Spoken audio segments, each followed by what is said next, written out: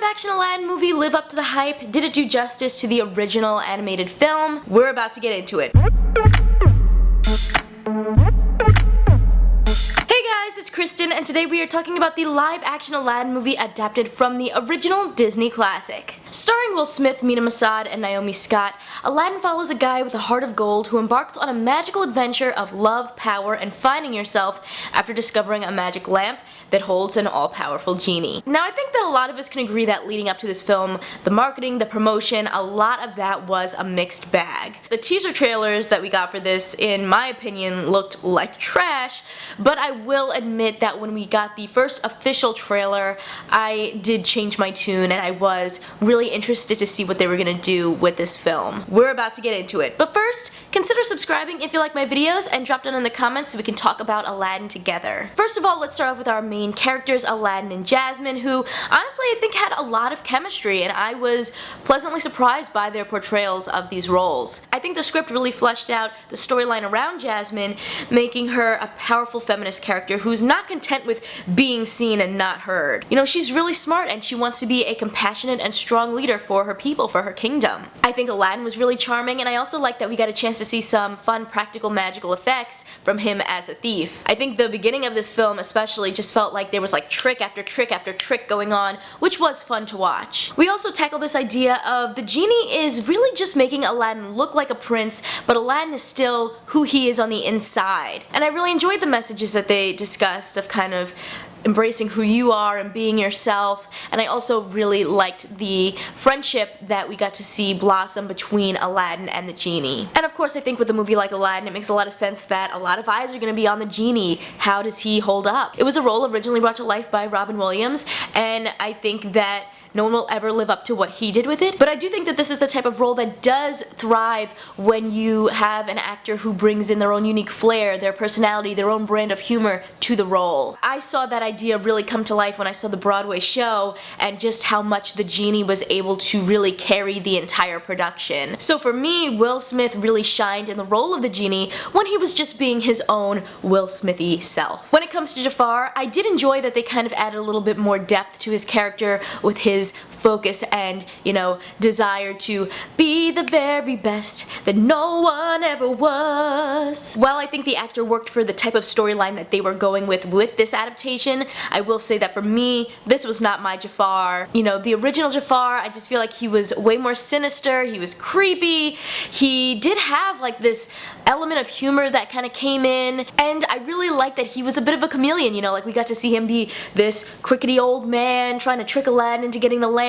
That's just the kind of Jafar that I really like, so to me, I think that this Jafar could have gone much further if they had maybe had a character actor, someone who could really transform and just bring all of those different dimensions to the role. We also got the addition of Nasim Pedrad, who plays Jasmine's handmaiden, and I thought she was really hilarious, and she actually ends up having a much deeper storyline than it originally looks like, so that was really fun to watch. And then in a really lovely little bit of nostalgia, we see Frank Welker, who voiced Abu, the Cave of Wonders, and Raja in the original film, return to do the same in the live action movie. So this was just such a really cool throwback to me that they brought this guy back. When it comes to the cinematography, I think they did a really great job. I think they brought Agrabah to life in a really beautiful way that did feel like it was paying tribute to different elements of like Middle Eastern and Arabian culture, the styles and structures of the buildings and the palace, the jewel tones, the elaborate costumes. Even the music and the dance moves stayed true to the original score while also kind of incorporating this sort of like Bollywood and hip-hop feel to it. And speaking of music, you know, this is a musical, so let's get into some of those performances. You know, when we first get into Aladdin's One Jump Ahead, I have to say Mina Masad really impressed me with his vocals and just how much like Aladdin he sounded. You know, I really believed him in the role. When it comes to the genie's big numbers, Friend Like Me is one of my favorite songs in all of Aladdin in general, but I have to say this production did not live up to the Robin Williams version for me. In fact, I have to say I even enjoyed the Broadway production of this song more than I did Will Smith's take on it. But when we get into his other song, Prince Ali, I have to say I thought that one worked really well. You know, it was a real spectacle, it was elaborate, it was beautiful, it was a lot of fun, there was confetti everywhere. That one I really felt the energy. When it comes to A Whole New World, I think that it was sung very beautifully, but to be honest, I was a little bit let down visually in this scene. You know, it just was not as eye-catching to me as the original cartoon, where they're like flying around clouds and,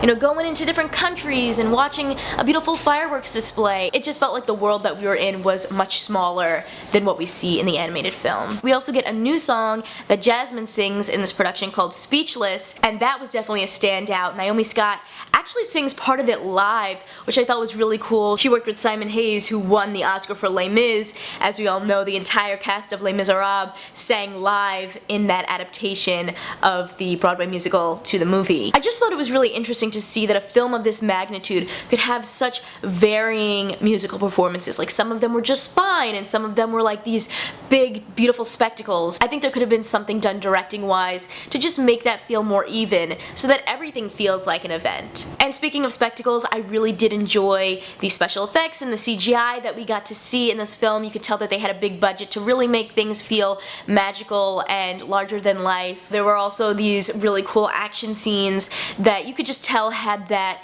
Guy Ritchie touch to them. I really enjoyed the slow-mo kind of like action moments when Aladdin is running from the guards, or when he's being flipped out of the palace into the water. I thought that they just felt really epic.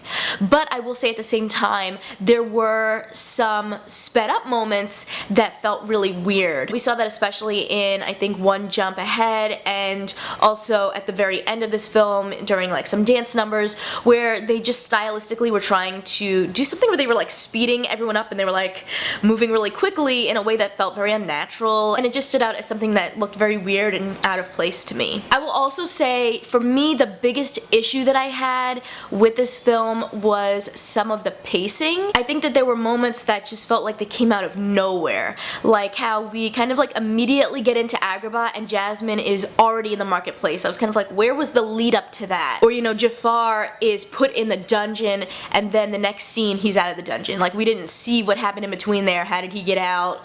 Like, I just think that there were moments like that that stood out to me as very jarring. I also think that while the main, you know, plot points of this film are the same as the original, a lot of how they got there was very different. You know, this is definitely not a shot-for-shot remake of Aladdin. Some of these moments really worked for me, but others felt like they were missing the motivation behind these actions. Like in the original film, Aladdin is in Jasmine's room trying to kind of convince her why she should give him a chance, and they sort of have like a little bit of a tiff or a little bit of an argument, and that is why he jumps off of her balcony and then is, you know, caught by a carpet, and it's like this big surprise moment. In this film, they're not really arguing so much as Aladdin is jumping off the balcony as like a showing off moment.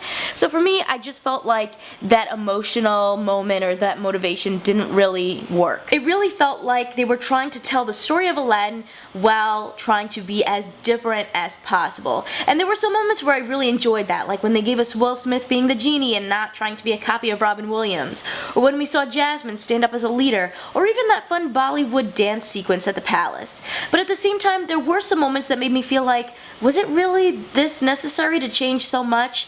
Like, maybe original fans like myself would actually appreciate keeping more nods to the original movie.